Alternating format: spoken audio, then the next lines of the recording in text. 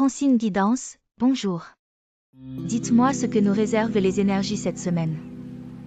Cette semaine marque le passage vers un nouveau niveau, l'activation. La structure est désormais suffisamment clarifiée pour fonctionner selon sa propre cohérence. Ce qui relevait auparavant de l'effort, de l'ajustement ou de la compensation cesse progressivement d'être nécessaire. Nous apprenons à fonctionner à partir de notre propre axe, sans nous référer à nos anciens points d'appui. En énergie rouge, la carte 3, l'oiseau, nous indique un changement de niveau effectif.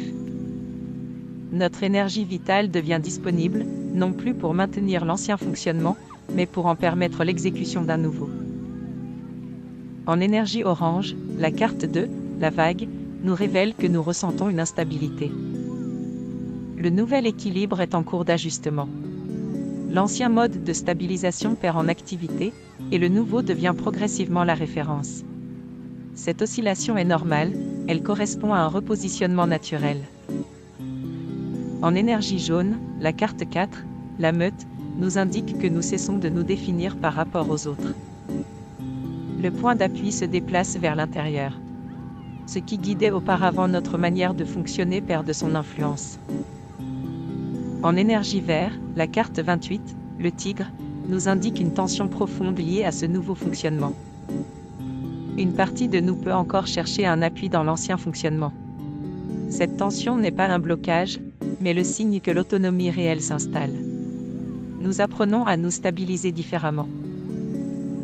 En énergie bleue, la carte 5, l'eau, nous indique que nous entrons dans un mouvement plus fluide. Nous n'agissons plus depuis un effort volontaire, mais à partir d'une circulation naturelle, indexée à notre nouvelle cohérence.